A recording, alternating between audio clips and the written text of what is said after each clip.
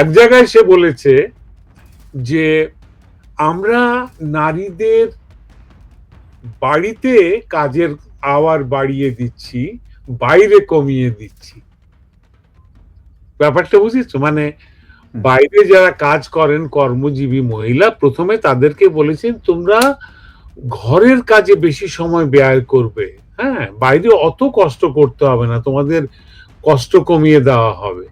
শুনতে ভালো শোনাচ্ছে না, কিন্তু ব্যাপারটা আসলে কি? ব্যাপারটা হচ্ছে যে তোমার চাকরির আওয়ার তুমি করতে 8 ঘন্টা কাজ, সেখানে তোমাকে 4 ঘন্টা করানো হবে, সপ্তাহে 3 দিন করানো হবে, এইভাবেই তোমাকে মাইনাস করা হবে। এই মেয়েগুলো কি এগুলো বোঝে না যে তাদেরকে ঘরের ভিতরে ঢোকানো হচ্ছে?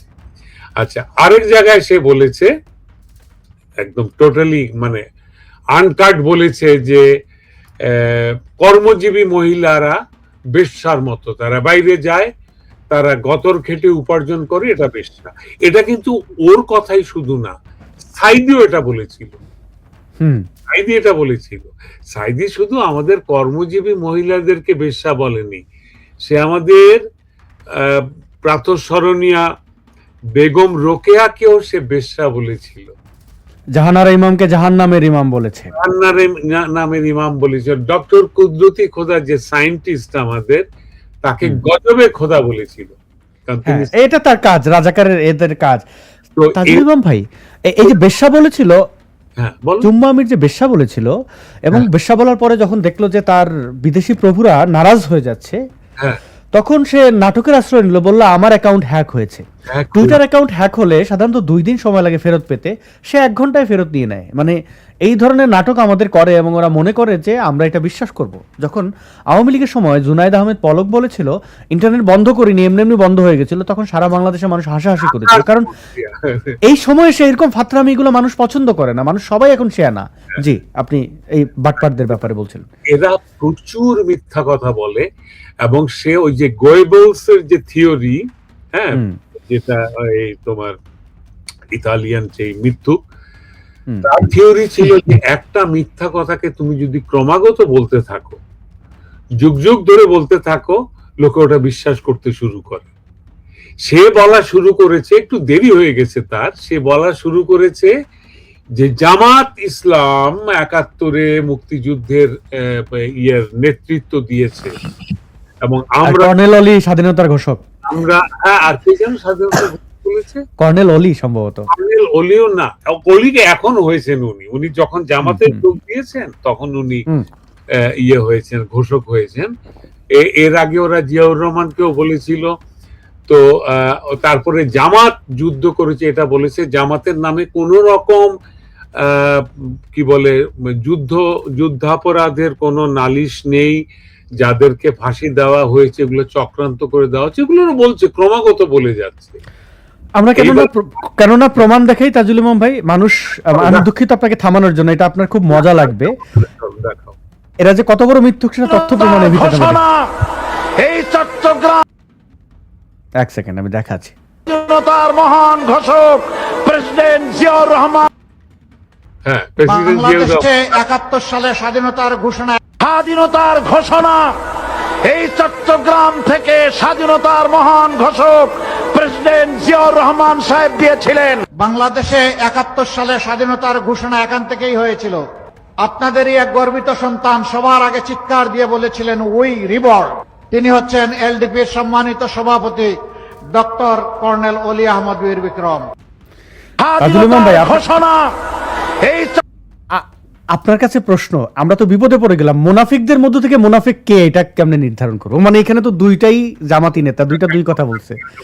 একটা কম মানে পচা মুনাফেক, আর একটা দুর্গন্ধ মুনাফেক, একটা গু মুনাফেক, একটা গোবর মুনাফেক। মুনাফেকের মধ্যে তো সবই একই মাল, একটা থেকে একটা গন্ধ বেশি। হ্যাঁ, এই যে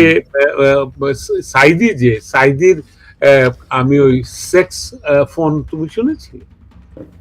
এটা তো পবিত্র ব্যাপার না, পবিত্র মানে সে তার নাতি বলছে, নাতিকে টেবিলের উপর রেখে কি করবে।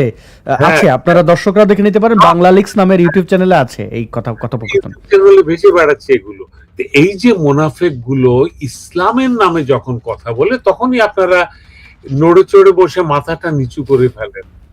আপনারা তো মাথা নিচু করেন ধর্মের কাছে, পবিত্র ধর্ম যেটাকে আপনি পবিত্র ধর্ম মনে করেন, তার কাছে মাথা নত করেন।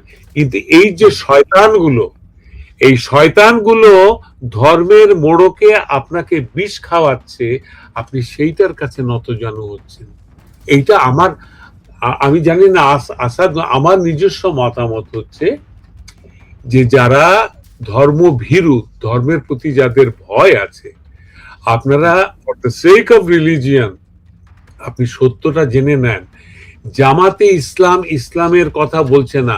ওই যে সাইদি একটু আগে বললো না, আমরা তো সেই কথা বলি নাই, নারী নেতৃত্ব হারাম, আমরা তো সে কথা বলি নাই, ইসলাম সে কথা বলে নাই। ও প্রথমে বলেছে আমরা, তারপরে বলেছে ইসলাম। হ্যাঁ, তার মানে সে নিজকে ইসলামের প্রতিনিধি মনে করছে।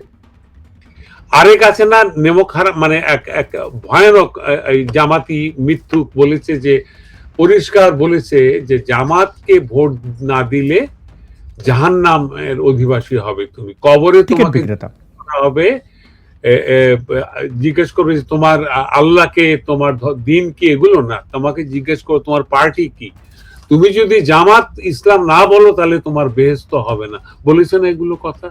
তো ভাই, মুনাফিকের আর কি সার্টিফিকেট আপনাদেরকে দিব আমি?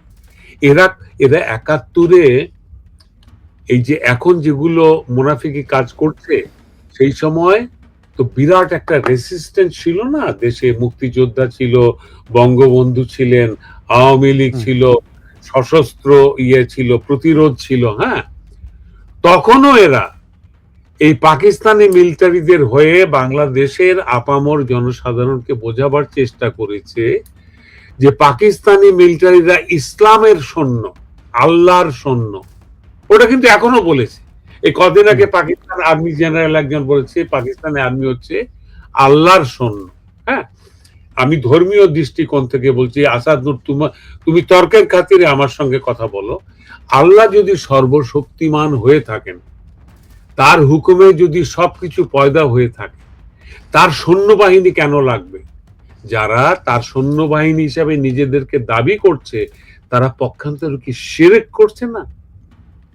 মানে আল্লাহ পারছেন না, আমরা আল্লাহর হয়ে লড়াই করছি, এটা কি শিরক নয়? এটাকে বোঝানোর জন্য যে ভুট্টো যে গালি দিয়েছিল, নেই মানো তো চুপ করো সুয়ারকে আওলাদ, ঢাকায় ইয়েতে দাঁড়িয়ে সে রেস কোর্সে বক্তৃতা দিয়েছিল, নেই মানো তো চুপ যাও সুয়ারকে আওলাদ। আপনারা সেই সুয়ারকে আওলাদ গালিটাকে আপনারা আপনার সানন্দে মেনে নিয়েছেন। আপনারা সবাই, আপনাদের বিবেক সুয়ারকে আওলাদ হয়ে গিয়েছে ইসলামের নামে। কিন্তু আপনারা দেখতে পাচ্ছেন এরা মুনাফিক। আপনারা হয়তো ভয়ে কিছু বলছেন না। হ্যাঁ, ভয় পাওয়ার কিন্তু যথেষ্ট কারণ আছে। হ্যাঁ, কারণ এরা, আমি একটা ফেসবুক পোস্টও দিয়েছি, আমি খুব নিখুঁতভাবে মানে পুঙ্খানুপুঙ্খ যাচাই বাছাই করে দেখেছি, ইলেকশনের আগে এরা প্রচুর হিন্দু গ্রামে আগুন দিয়েছে, হিন্দুদের বাড়ি পুড়িয়েছে, জীবন্ত মানুষকে ঘরের দরজা তালা মেরে জ্বালিয়ে দিয়েছে, প্রকাশ্য রাজপথে পুড়িয়ে মেরেছে। হ্যাঁ, এগুলোর একটাই কারণ, সন্ত্রাস, যে তোমরা যদি জামাতকে ভোট না দাও তাহলে তোমাদের এই দশা হবে। তোমার কি মনে হয় ঢাকায় বিশ্ববিদ্যালয়, রাজশাহী বিশ্ববিদ্যালয়, জাহাঙ্গীরনগর ইউনিভার্সিটিতে জামাত জিতলো কি করে? যারা ছাত্রছাত্রী, যারা ছাত্র লীগ করত, সবাইকে বলেছে জামাতকে জিতাবি, তা নাহলে তোদের ক্যারিয়ারও শেষ, তোদের জীবনও শেষ। এই ছাত্রছাত্রীগুলো গিয়ে ইয়াকে এই ভোট দিয়েছে। It is an induced victory of শিবির। হ্যাঁ, ওরা একই ফর্মুলায় জামাতের জন্য করার চেষ্টা করছে। মুশকিল হয়ে গেছে যে ওখানে বিএনপি মাঝখানে একটু গলার কাটার মতো হয়ে গিয়েছে। হ্যাঁ, বিএনপি এটা হয়তো করতে চাচ্ছে না, বা করলেও গোপে গাপে আই ডোন্ট নো কি করছে। হ্যাঁ, কোথাও যে খুব তীব্র প্রতিবাদ করছে তাও না। হ্যাঁ, ওরা এই টেরর ক্রিয়েট করে, ত্রাস সৃষ্টি করে ভোট নেবে। কেউ দেখতে পাবে না লাইন ধরে হিন্দুরা ভোট দিতে যাচ্ছে, হাত নিথর হয়ে আছে, চোখের দৃষ্টি, হাত থরথর করে কাঁপছে, ব্যালট বক্সের মধ্যে ফেলছে, যদি প্রাণে বাঁচা যায়, যদি আমার যুবতী মেয়েটাকে উঠিয়ে নিয়ে না যায়, যদি আমার শিশু পুত্রটাকে গায়ে কেরোসিন ঢেলে আগুন জ্বালিয়ে না দেয়, এইটুকুর জন্য হলে আমি ভোটটা দিচ্ছি। দেশ কোথায় যাচ্ছে সেটা আর এখন ধর্তব্যের ব্যাপার নয়। এখন দেশবাসীকে বলছি, আপনি আজকে হয়তো দেখছেন যে হিন্দুদের উপর অত্যাচার হচ্ছে, কালকে আপনার উপরে অত্যাচার হবে আপনি জামাতে ইসলামের বা শিবিরের ফর্মুলা অনুযায়ী না চললে। আজকে আসাদ নূর আমার কাছে একটা খুবই ইম্পর্টেন্ট কনফেশন আমি সংগ্রহ করেছি, আমি এটা পড়ে শোনাই। এটা একজন ইসলামী ছাত্রী সংস্থা আছে না, ওদের ছাত্র শিবিরের যে মানে কাউন্টার পার্ট, যে মেয়েদের যেটা, হ্যাঁ, তো সেখানে উনি কনফেস করেছেন। এটা একটু দীর্ঘ, বাট আমি ধরো 1/3 বা অর্ধেক আমি পড়ে শোনাবো। হ্যাঁ, এটা একজন, মনে রাখবেন, এটা একজন মানে ওই যে ইসলামী ছাত্রী সংস্থা, ছাত্রী শিবির করা একজন নারীর অত্যন্ত দুঃখজনক, বেদনা ভারাক্রান্ত একটা কনফেশন। হ্যাঁ, আমরা যেন এটাকে হাসাহাসি বা অসম্মান না করি। এখানে তিনি ভিকটিম, তিনি তার দুঃখটা বলেছেন। হ্যাঁ, পাকিস্তানিদের আমি অবিশ্বাস করি, যখন তারা গোলাপ নিয়ে আসে তখনও না, সরি এটা কি পড়ছি আমি, এটা না, জামাত শিবিরের নেতাদের শারীরিক চাহিদা মেটানোই ছাত্রী সংস্থার মূল কাজ। ছাত্রী সংস্থা নিয়ে ঢাকা বিশ্ববিদ্যালয়ের প্রাক্তন নেত্রী আয়েশা আক্তারের চাঞ্চল্যকর স্বীকারোক্তি। কে কি ভাববে, আমার সম্পর্কে কি ভাববে, এসব চিন্তা করে চুপ করেছিলাম, কিন্তু ভেবে দেখলাম আমার মতো ভুক্তভোগীদের নীরবতার কারণেই ছাত্রী সংস্থা ও জামাত শিবিরের মতো ইসলাম বিরোধী সংগঠনগুলো মুসলমানদের ঈমান ও নারীদের সতীত্ব নিয়ে ছিনিমিনি খেলছে। তাই মা বোনদের সতীত্ব আব্রু রক্ষায় ছাত্রী সংস্থার গোমর ফাঁস করে দেওয়ার সংকল্প করলাম। ইসলাম প্রতিষ্ঠা হোক, এটা মুসলমানদের একান্ত চাওয়া।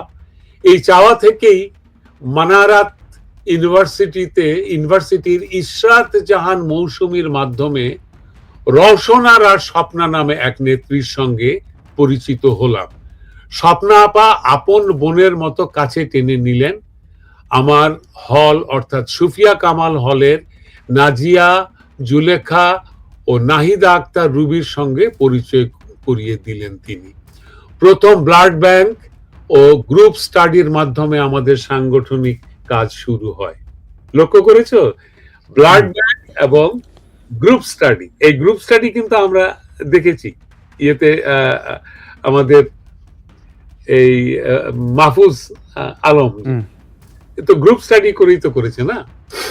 আচ্ছা, পরিচয় করে প্রথমে ব্লাড, আচ্ছা, শুরু হয়। আমার সঙ্গে যুক্ত হয় আইন বিভাগের ফারজানা রহমান, জুওলজির তানজিনা আক্তার, ইসলামের ইতিহাস বিভাগের আনতিন ও সমাজ বিজ্ঞান বিভাগের আফসানা আক্তার আঁখি। এরা সবাই বিশ্ববিদ্যালয়ের ছাত্র। পরবর্তীতে এয়ানাত নামে টাকা সংগ্রহের বাইতুল মালের চান্দা, যেটা দায়িত্ব দেন স্বপ্না আপা। এই যে আসল কাজ, ওদের ফান্ড রেজিং এর জন্য মেয়েদেরকে ওরা ব্যবহার করছে। সংগৃহীত টাকার 20% কমিশন দেওয়া হয়। হ্যাঁ, তিনি জানালেন টাকার প্রয়োজন হলে যেন জানায়।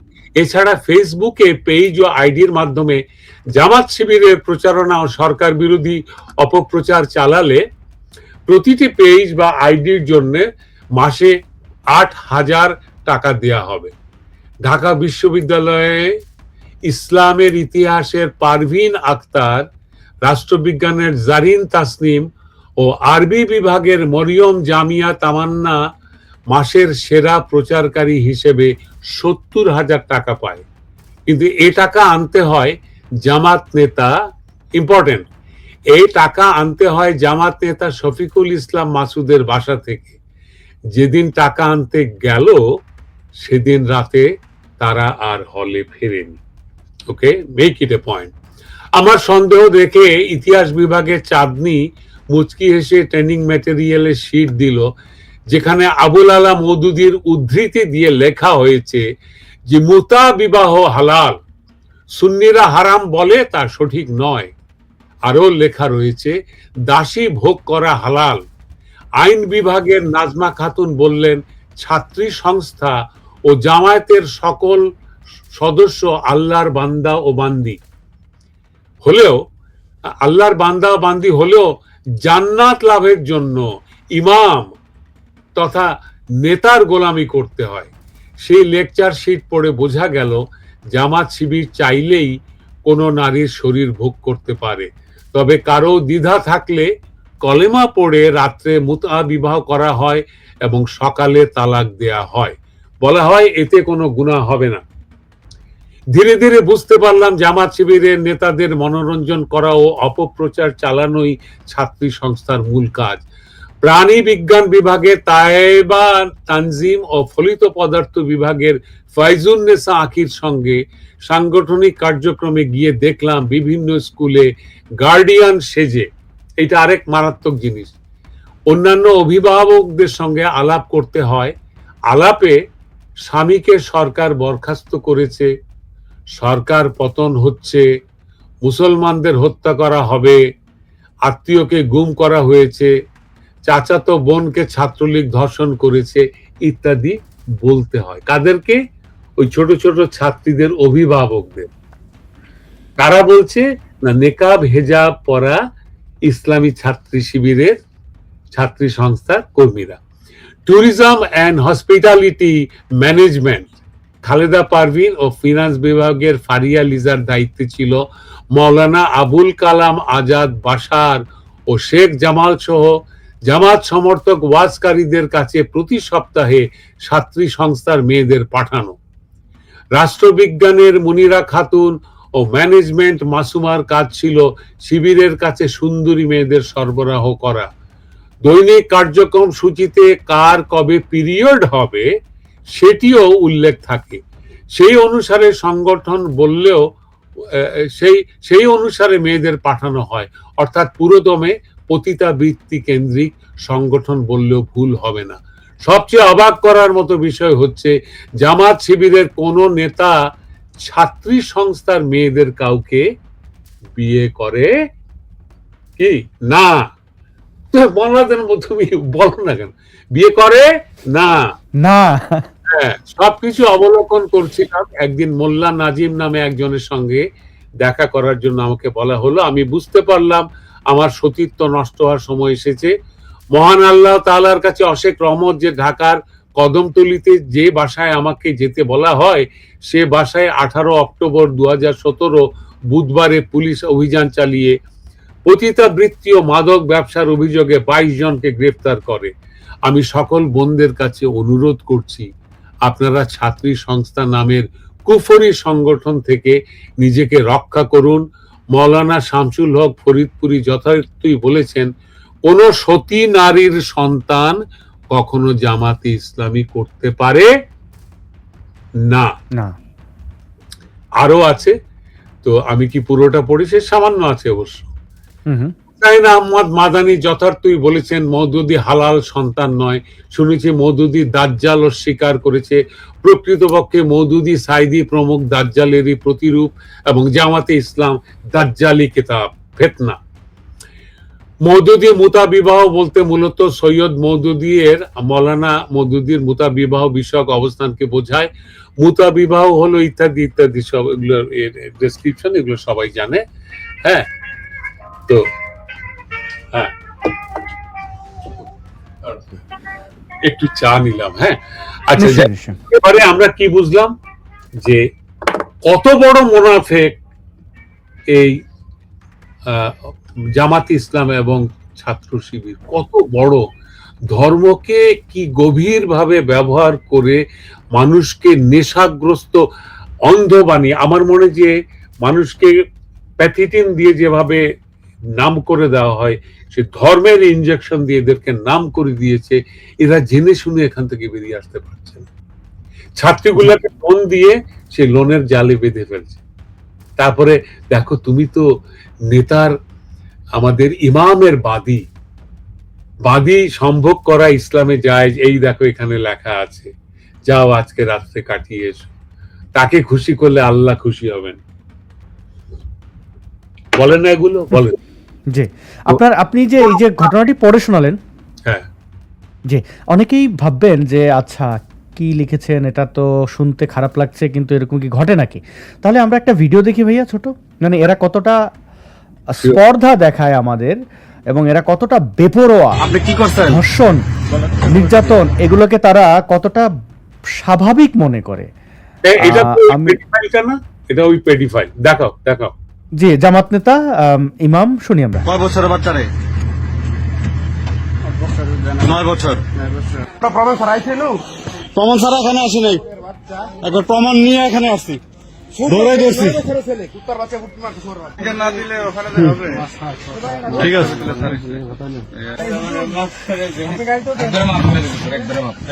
আপনার ঠিকানাটা বলেন, আওয়াজ দিয়ে বলেন। বাবার নাম? আমার নাম আমান আলী। আমান আলী। মার নাম? রাবিয়া বেগম। আপনার নাম? শরীফুল ইসলাম। আপনি কি করছেন? বলাৎকার করছে।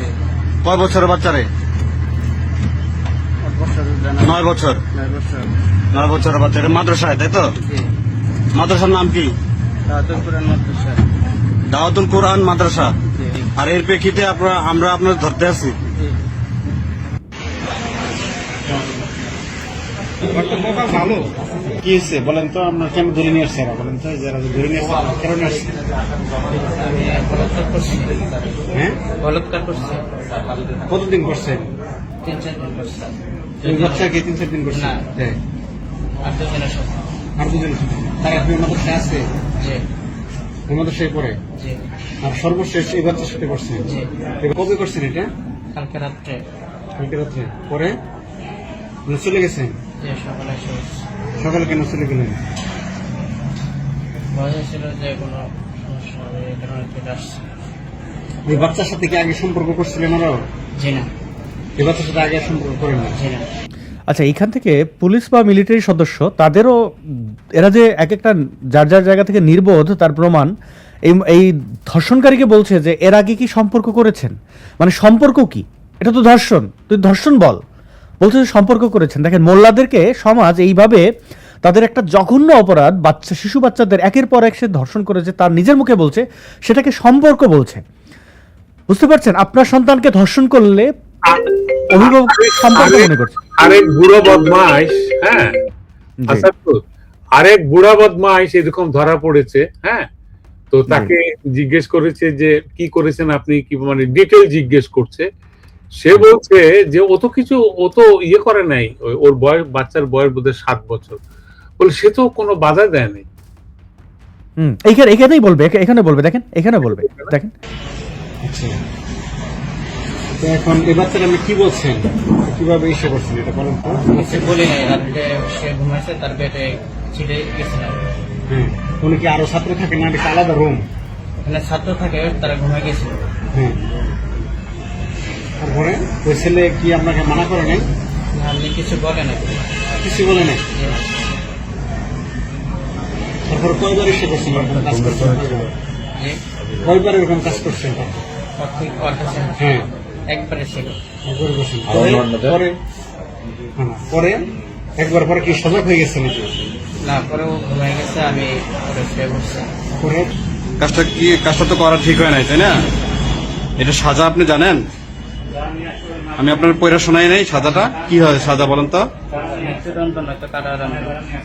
মৃত্যুদণ্ড নাইলে কারাদণ্ড। ও ঘুমাই গেছে, আমি ওরে শুয়ে বসছি। পরে কাজটা তো করা ঠিক হয় নাই, তাই না? ওর কাছে হ্যাঁ, একবারে ছিল। একবার করছেন। পরে পরে একবার পরে কি সজাগ হয়ে গেছে নাকি? না, পরে ও ঘুমাই গেছে। এখানে শুনলেন যে সে বলছে যে সে শিশুটি কিছু বলে নেই, মানে আমরা অ্যাপস্টিন ফাইল নিয়ে অনেক আলোচনা দেখছি, যেখানে কিশোরীদেরকে যৌন নিপীড়ন, ধর্ষণ করত, এবং তারা বেশ প্রভাবশালী ইউএসএ। তো তার এই যে অ্যাপস্টিনের যে দ্বীপ, লিটল সেন্ট জেমস আইল্যান্ড, তো এই এক একটা মাদ্রাসা তো এরকম, এবং সেই মাদ্রাসাগুলোর পরিচালক কিন্তু এই জামাত শিবির, এবং তাদের নির্লজ্জতা। আপনি একটু একটু ছাত্রী সংস্থার নারীদেরকে ধর্ষণের বিবরণটা দিলেন। এখানে দেখুন, ছাত্রী সংস্থা তো আছে, আবার যারা এই মাদ্রাসায় পড়ছে ছেলে, তারাও রক্ষা পাচ্ছে না জামাত শিবিরের হাত থেকে। বাংলাদেশের নাগরিক কিভাবে রক্ষা পাবে? এরা ক্ষমতায় আসলে তো যার যে মেয়েকে পছন্দ হবে ঘরে ঢুকে বলবে হিল্লা বিয়া, মুতা বিয়া করছে, 501 সব হয়ে যাবে মানবিক বিয়ে। হ্যাঁ, মানে সবাই ধর্ষণের শিকার হবে, তাই না ভাই? ধর্ষণের শিকার। আমাকে একজন নিউ ইয়র্কে, তিনি সো কল্ড লেখিকা, বলেছেন, তার কোন একটা টক শোতে বলছিলেন আর কি, যে ছাত্রলীগ, তারপরে অন্যান্য যে ছাত্র ইউনিয়ন বা অন্যান্য ছাত্র সংস্থা, এরা ধর্ষণ করে, কিন্তু জামাত শিবির কখনো ধর্ষণ করে না। হ্যাঁ, শিবির ধর্ষণ করে না, শিবিরকে সাপ্লাই দেওয়া হয়, তাকে ধর্ষণ কেন করতে যাবে? যদি এটা আমি বলি যে যৌন উন্মাদনা থেকে কেউ দর্শন করে, ওদেরকে তো যৌন সুখ সাপ্লাই দিচ্ছে ছাত্রী সংস্থা, ওদের সংগঠনটাকে এভাবে দাঁড় করিয়েছে যে ওখানে ছাত্রী হলেই সে অটোমেটিক্যালি কেনা বাদিতে পরিণত হয়। অনেকে বলে অ্যাবস্টিন ফাইলে কোনো তালেবান নেতা নাই। তালেবান নেতা থাকবে কি করে? ওরা তো ঘরে ঘরে মানে শিশু ইয়ে করছে, ওর জন্য তো আমেরিকা দিতে হবে না। নারী ধর্ষণ করছে, নারী না পেলে ভেড়া ধর্ষণ করছে। অস্ট্রেলিয়া থেকে একজন ভেড়া সাপ্লাই দিত আফগানিস্তানে, তাকে বন্ধ করা হয়েছে। এরা ভেড়াকে ইয়ে করে, সঙ্গম করে, রেপ করে। হ্যাঁ। তবে ভাই প্রশ্নটা এরকম যে মদের কারখানায় যে কাজ করে আর কি, অলওয়েজ মদ বানায়, তো তাকে বলা হচ্ছে তোমার তো ওই লোক তো খুব ভালো, তারে তো কোনোদিন বারে দেখি নাই। মানে আরে তো ফ্যাক্টরির মধ্যেই থাকে। তো এগুলো আমরা হাসাহাসি করছি, কিন্তু দেখো এই মেয়েটা কত বড় একটা ফাঁদের মধ্যে পড়ে গিয়েছিল। এবং এই মেয়েটার মতো যে নিজের নাম বলেছে আয়েশা আক্তার, আমি মনে করি না ওটা তার আসল নাম। এই আয়েশা আক্তার কিন্তু হাজার হাজার আয়েশা আক্তারকে ট্র্যাপে ফেলে দিয়েছে, ছেলেদেরকেও ফেলেছে এরা লোন দিয়ে। হ্যাঁ, স্কুল কলেজের বেতন বাকি পড়েছে, পরীক্ষার ফি দিতে পারছে না, হোস্টেলের বেতন দিতে পারছে না, জামাত পয়সা দেয় এবং সেই পয়সা কড়ায় গন্ডায় উসুল করে নেয়। অন টপ অফ দ্যাট তাকে গোলামের মতো সার্ভিস দিতে হয়। তো আপনারা আত্মসম্মান বিক্রি করে ধর্মের নামে এইসব অন্যায়কে যদি আপনারা মেনে নেন, ধর্ম তো স্টাবলিশড হবেই না, আর দেশ গোল্লায় যাবে। কিভাবে গোল্লায় যাবে? আফগানিস্তানের কোন রেফারেন্স ভিডিও আছে তোমার কাছে? স্টিল ছবি টবি, আগা পাঁচতলা কাপড়ে মোড়া মাহারাম। আমি দেখাচ্ছি একটা প্রশ্ন আছে ভাইয়া। এই ছাত্রী সংস্থার ওই পোস্টের লিঙ্ক পাওয়া যাবে কিনা, এটি আমাকে প্রশ্ন করেছেন। তাকে আমি জানিয়ে দিই যে হ্যাঁ, এই ইউটিউবের ডেসক্রিপশনে তাজুল ইমাম ভাইয়ের কাছ থেকে ওই লিঙ্কটা নিয়ে আমি দিয়ে রাখবো। আফগানি আমরা না দেখাই, মানে এগুলো একটু বর্বর এমনিতেই, মানে আমরা সবাই জানি ওইখানে কিভাবে নারীদেরকে বন্দী করে রাখা। আগামী বাংলাদেশ এই জামাত ইসলামের হাতে পড়লে কোথায় গিয়ে দাঁড়াবে সেটা তো একটু মুসলমানদেরকে জানতে হবে। আপনার স্ত্রী বাজারে গেলে মাহারাম কোথায় বলে আপনার স্ত্রীর বোরখা ঢাকা নিতম্বে ওরা ওই যে সবুজ রঙের লোহার ডান্ডা দিয়ে রাবার দিয়ে পেঁচানো, ওইটা দিয়ে মারবে। এবং আপনাকে বলা হবে ইসলাম না মানলে এটা হবে, যেটা আফগানিস্তানে বলা হয়। 3টা বোমা মেরেছে গার্লস স্কুলের সামনে, আফগান মেয়েদের লেখাপড়া চিরদিনের জন্য। মেয়েরা বলেছে ওখানে, হ্যাঁ ইসলামের নারী নেতৃত্ব হারাম, এটা আমরা মেনে নিয়েছি। আপনি নারী নেতৃত্ব হারাম, তাহলে আপনি ছাত্রী সংস্থার সেক্রেটারি হলেন কি করে? তারপরে যে বিবি আয়েশা রাদিয়াল্লাহু আনহা যে জঙ্গে জামাল করলেন, যুদ্ধে সেনাপতিত্ব করলেন, তাহলে বলেন সেটা হারাম ছিল? প্রথম কথা তো যা দাঁড়ায়, যদি কর্মজীবী নারীরা বেশ্যা হয় তাহলে খাদিজা কি বেশ্যা? হ্যাঁ, নবী তো তার অধীনস্থ ছিলেন বহু বছর, 10 বছরের বেশি সময়, এবং তিনি একজন সম্ভ্রান্ত ব্যবসায়ী ছিলেন। যদিও আজহারিরা বলেছে, এই জামাতি নেতা ওয়াজি আজহারি, যে ইনট্যাক্ট না, প্রৌঢ়া, 3বার তালাক খাইছে, এই ধরনের কথাবার্তা তারা তাদের নবীর স্ত্রী সম্পর্কে বলে। প্রৌঢ়া, বৃদ্ধা, ওইভাবে সে বলে, তার উচ্চারণ ওইরকম। হ্যাঁ, এই যে অপমানজনক যে ন্যারেশন, এটা কিন্তু জামাতের মাথার মগজের ভেতরে। শুধু শেখ হাসিনাকে এরা ডিফাই করছে তা নয়, পুরো নারী সমাজকে, সে বেগম রোকেয়া থেকে সুফিয়া কামাল সবাইকেই তারা তাদের ট্যাগ দিয়ে দিচ্ছে। কোন রকম সম্মান বোধ নাই, তারা নিজেদের মাকেই সম্মান করে। তাদের সাথে শুলে তাদের পণ্য হলে রাজরানী, আর বিপক্ষে গেলেই ওই যে বেশ্যা চুতমারানি গুলো বলে, এইসব বলে ওরা। তো এখন আজকে শুনতে খারাপ লাগে, কিন্তু এইটাই শব্দ।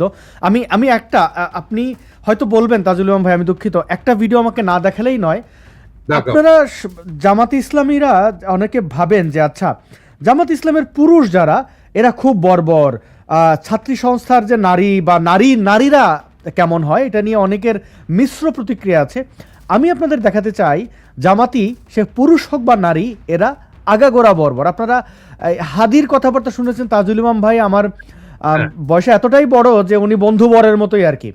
তো শব্দগুলো আসলে আমাদের অনেকে ইয়ে করে, তাজুল ইমাম ভাই বলে যে ভাই এগুলো দেখানোর দরকার নাই, কিন্তু দেখাতে তো আমরা চাই না। এই এই এই জামাতিটার নামে, জামাতের এখন ক্যান্ডিডেট কি দিলশানা পারুল না যেন কি নাম এই মেয়েটার, জামাতি নেত্রী, শোনেন তার মুখের ভাষা শুনেন। হাজারে 2000-এর উপরে পোলাপানকে গুলি করে মেরে ফেললো শোরের বাচ্চারা, তারপরে তোরা জাস্টিফিকেশন নিয়ে আসিস, তোদের হচ্ছে যে লজ্জা লাগে না? তোরা তো মানুষের জন্ম না, মানে মরার পরে কোন দুটোকে চান্স পাবি সেটা তো পরের বিষয়। আগে এই সমস্ত লেখক, শিল্পী, অভিনয় শিল্পী, নারীবাদী, এনজিও কর্মী, কুত্তার বাচ্চা, সুরের বাচ্চা যেগুলি আছে, যেগুলি আবার করে নামছে আওয়ামী লীগের নতুন করে ইনেবল করার জন্য, নতুন করে পুনর্বাসন দেওয়ার জন্য, একদম পশ্চাৎ দেশ দিয়ে ঢুকায় এই সমস্ত হচ্ছে গিয়ে এনাবলিং করার জন্য। তোদের 2000 আমার বাচ্চা মারছে, তোদের নেত্রী, তোদের স্বীকৃতি নিয়ে আগে তোরা এই জবাব দে, তারপরে তোরা তোদের লেখা চোদাইস, তারপরে তোরা তোদের শিল্পী মারানি চোদাইস, তারপরে তোরা তোদের অ্যাক্টিভিজম চোদাইস। আগে তুই আমার বাচ্চার মৃত্যুর হিসাব দে, তোর পুলিশ, তোর নেত্রী যে গুলি করে মারলে এই হিসাব তুই আগে দেখ, খানকি পোলারা, কুত্তার বাচ্চারা। আচ্ছা, এইটা হচ্ছে জামাতি নারী, একজন নারী ইউরোপে থাকতেন, এখন বাংলাদেশে এসে বিভিন্ন ভণ্ডামি করছেন। আমি জানি না এটা দেখা যাবে কিনা, এই ছবিটা মানে হিজাব টিজাব পরে মানে অবস্থা পুরো আর কি বেগতির। তো এগুলো হচ্ছে তাদের মুখের, একটু ধরো একটু দেখি। জি আচ্ছা, আমি এখানে শেয়ার করে দেখাই আমার ফোনে, এটা আমি একটু এই মেয়েটার চেহারাটা দেখাই। এর নাম হচ্ছে দিলশানা পারুল। সে ঢাকার কোনো একটা এলাকার ভোটার হয়েছে এবং তার এটা মুখের ভাষা।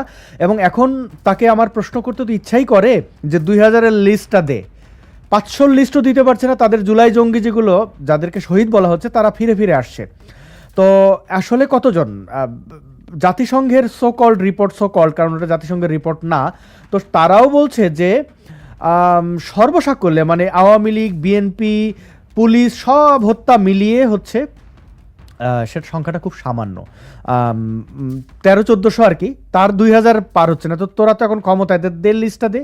এই দিলশানা পারুল তার নাম, এবং বাংলাদেশে এসে তার কি ভয়ঙ্কর দাঁত ভাই, আমি কোনো নারীর দাঁত এত ভয়ঙ্কর দেখি না। এখন মানুষ বলবে আমাকে বর্ণবাদী, এর তো শুধু মুখটাই দেখেছি, চেহারা সুরত দেখে মনে হচ্ছে একটু লিবারাল, কিন্তু মানে আগে তো ওইরকমই করতো আর কি, মানে একদম সাধারণ নারীদের মতোই থাকতো। এখন এসে হিজাব টিজাবে মরে নিয়েছে, ইয়ে মাথায় দিয়েছে, কিন্তু আজকে দেখলাম দাঁত দেখে তো আমার পুরো মানে অবস্থা খারাপ। এবং মুখের যে ভাষা, তাতে চেহারার ধরন এরকমই থাকবে।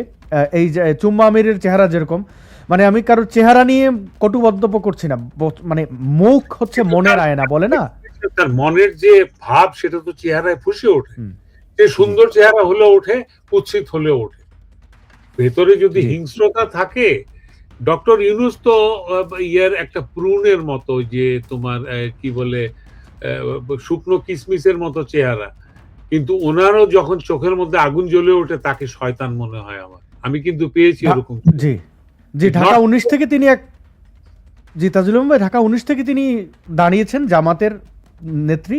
এই দেখেন এখানে এসে হিজাব টিজাব পরে নিয়েছে পুরো, এবং এতে কত বড় ভণ্ড, মানে কত বড় বাটপার আমি দেখাই। এর আগের ছবি যদি আপনি দেখেন, জানি না এগুলো ডিলিট করে ফেলেছে কিনা, মুখের ভাষা তো শুনলেন, তো আগের ছবিগুলো যদি দেখা যায় মানে এরকমই আর কি, এই তো এরকম। হ্যাঁ, তো আরো খোলামেলা ছবি আছে, মানে তার এমন ছবি আছে যেখানে ক্লিভেজ দেখা যাচ্ছে, এরকম আমি একটা ছবি দেখেছিলাম, রেখেছি কিনা ডিলিট করেছে আমি জানি না। তবে সে যাই হোক না কেন, আমি ভেবেছিলাম অন্ততপক্ষে আসলে সব পিনাকিরাই এরকম হয়, মানে জামাতি মানেই হচ্ছে যে ভণ্ড, বদমাশ, অসভ্য, ইতর। দেখেন এই নারী এখন হয়ে গেছে হিজাবি, বাংলাদেশের ভণ্ডামি, মানে কি আর বলি। দেখেন এদের ভোট পেতে হবে। ওই শফিকুর বলেছে এই জাবটা একটু ফরিয়া নেন, নাহলে তো মানুষের কাছে বুট চাইতে পারবো না, বুঝছেন না? তো এই যে গালিগালাজ করলো, গালিগালাজের মাঝখানে আমি একটা জিনিসই বুঝলাম যে ওর ছেলেকে মেরে ফেলেছে শেখ হাসিনা, তাই না? ওর কোন ছেলেকে মেরেছে? ওর কি কোনো ছেলে মারা গেছে? আমার মনে হয় না। কোনো ছেলে মারা গেলে একটা মা, শোক সন্তপ্ত মার মুখ থেকে এই ভাষা বের হয় না। এটা বেরিয়েছে জামাতের যে গালি স্কোয়াড, যেটা ওই যে হাদির বটর বাহিনী, হ্যাঁ, বট বাহিনী বা এটাকে কি বলো তোমরা, গালি বাহিনী। সে হচ্ছে গালি বাহিনী। এখন সে গালি বাহিনী থেকে সে শিবির বাহিনীতে যাচ্ছে ভোট পাওয়ার জন্য। তো এইসব চালাকি আমরা শুধু এই যে আসাদ নূর দেখিয়ে দিচ্ছেন ভিডিওতে, আমি পড়ে শোনাচ্ছি, হ্যাঁ। তো এগুলো করে কি লাভ যদি আপনি নিজে এগুলো অনুধাবন করতে না পারেন? আমরা সাক্ষী হিসাবে খবরের কাগজের মতো আমরা তুলে ধরছি যে এই ঘটছে ভাই, এবার আপনি সিদ্ধান্ত নেন আপনি কি করবেন। আপনাকে আমি বলছি না, আপনি যথেষ্ট ইন্টেলিজেন্ট, আপনি যথেষ্ট বুদ্ধিমান, বুদ্ধিমতী আপনারা, এবং বিবেকবান। এই জামাতের সঙ্গে আপনাদের তফাৎ কোথায় জানেন? আপনাদের বিবেক আছে, ওদের বিবেক নাই। আপনারা ধর্ম ভীরু, আর ওরা হচ্ছে ধর্ম ব্যবসায়ী। আপনি কেন আপনার ধর্মকে ধর্ম ব্যবসায়ীদের কাছে বিক্রি করে দেবেন, তাই না? এটার জবাবও তো আপনার আল্লাহর কাছে দিতে হবে কোনো একদিন। আমাকে গালিগালাজ করতে পারেন, করেনও সাধারণত, আমি জানি, কিন্তু আমি আপনার বিবেককে উন্মোচিত হওয়ার জন্য আহ্বান জানাচ্ছি। বাংলাদেশটা এই যে বিপদে পড়েছে, শেখ হাসিনাকে আবার পুনরায় ক্ষমতায়ন করবেন কিনা, অথবা তিনি নিজেই ক্ষমতায় বসবেন কিনা, এগুলো তো পরের ব্যাপার। এই মুহূর্তে ডাকাতরা লুটেপুটে খেয়ে পালিয়ে যাওয়ার প্ল্যান করেছে। আজকে যদি সংবিধান ফেলে দেয়, কালকে আর আপনি কোথাও কোনো জায়গায় এদের কারো বিরুদ্ধে কোনো নালিশ করতে পারবেন না। ওরা যেটা বলবে সেটাই মানতে হবে, ওদের মুখের কথা আইন হয়ে যাবে। ওরা যদি বলে যে কোনো মেয়ে ইউনিভার্সিটিতে পড়তে পারবে না, পারবে না। মেডিকেল কলেজে পড়তে পারবে না, পারবে না। ওরা ওই গার্মেন্টস ফ্যাক্টরিতে গিয়ে বলেছে এইখানে 95% ফিমেল এমপ্লয়ি, কেন এদেরকে বার করে দেন, 50-50 থাকতে হবে। এই মেয়েগুলো এতদিন ধরে সেলাই শিখেছে, কষ্ট করে সেলাই করছে, গোটা পৃথিবীর সামনে এই ব্যবসাকে তুলে ধরেছে। আজকে আপনার ছেলেরা রাস্তায় মানুষের দোকানে আগুন দিয়েছে, আর লাঠিবাজি করেছে, আর লুটতারাজ করেছে। আজকে এসে তারা গার্মেন্টস ফ্যাক্টরি বেতন খাবে, হ্যাঁ, কোনো রকম স্কিল ছাড়া। এটা তো হবে না। লক্ষ লক্ষ শ্রমিক বেকার হয়ে গেছে। এই মেয়েগুলোর দিন কি করে কাটছে আপনারা কেউ জানেন?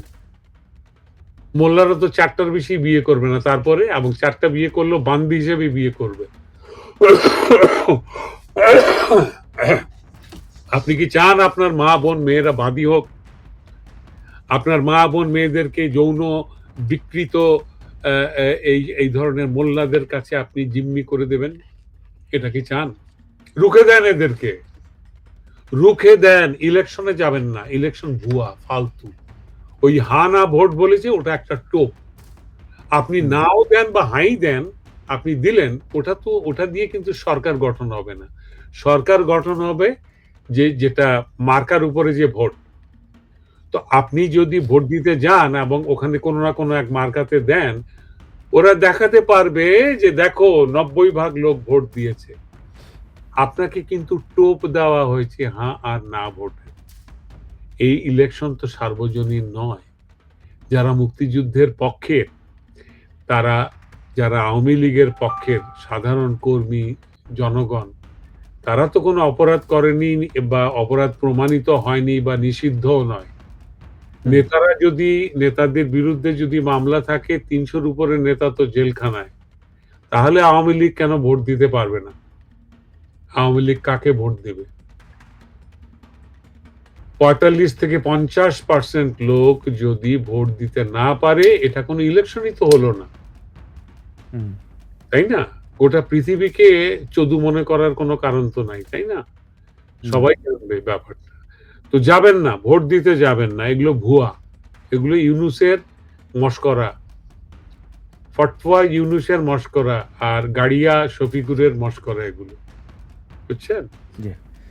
এই হলো কথা, এইটুকু থাক আজকে নাকি? হ্যাঁ, জি জি জি তাজুল ইমাম ভাই, নিশ্চয়ই আমরা কয়েকটি কমেন্ট পড়ে নেই। জি তারপরে আমি পড়ে শোনাবো তোমার। জি জি তাজুল ভাইকে আপনার লাইভে নিয়মিত দেখতে চাই, অনেক ধন্যবাদ। আসাদ ভাই এই মন্তব্য করেছেন। মোহাম্মদ ফারুক খান, অনেক ধন্যবাদ মোহাম্মদ। তারপরে তৌহিদুল তিনি পোস্ট করেছেন, কমেন্ট করেছেন যে এই পোস্টের লিঙ্ক পাওয়া যাবে তাজুল ভাই। হ্যাঁ, আমি তাজুল ভাইকে বলেছি, তিনি দেবেন, আমি এটা পাঠিয়ে দেবো। পিং পং তিনি কমেন্ট করেছেন যে ভাই আপনি চুম্মা শফিকের এত ভালো নকল করেন কিভাবে, আরেকটু বলেন। মানে তাজুল ইমাম ভাইকে বলছিলেন যে সিলেটি অ্যাকসেন্টে তাজুল ইমাম ভাই একজন শিল্পী মানুষ, তিনি খুব ভালো এটা পারেন। আমার অনেক গুণ, আমি চুম্মা শফিককেও নকল করতে পারি, আমি ইউনূসকেও পারি, বুঝছেন? মারারে কই দিয়ে বুদ্ধি বুদ্ধি বুদ্ধি বুদ্ধি করিয়া নে আর পড়িবে দিদন ফরিব আর বন্দর দিদন ফরিব আর রোহিঙ্গা ওলারে আর পাসপোর্ট দন ফরিব, ইবার আর বাইন না, এ হচ্ছে কি? হ্যাঁ, আর চুম্মা শফিক আপনারা মনে করানি যে জামাতে ইসলাম ছাড়া ব্যস্ত যেইবা গিয়া আল্লাহর লগে আমি স্বপ্নে দেখছি জিব্রাইল ফেরেশতা ইয়া আমারে কইরা যে তুমিও পারবাই এই ইসলাম প্রতিষ্ঠিত করতে বাংলাদেশও, তো তুমি সবরে হও যে তারা এই জামাতে ইসলামীরে ভোট দিতা।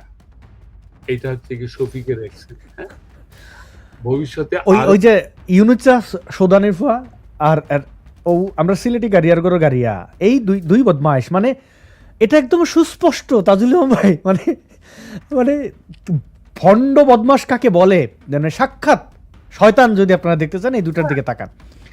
ভণ্ড ভণ্ড পুরাপুরি ভণ্ড, মাথার টুপিটা খুলে নিয়ে ওর দাড়ি কামিয়ে দিলে ওই যে ছক্কু মিয়া চোর যে জেল খাটতে আছে 9 বছর, ওর সব পাশে ইয়েতে সেলে রেখে দেওয়া যাবে।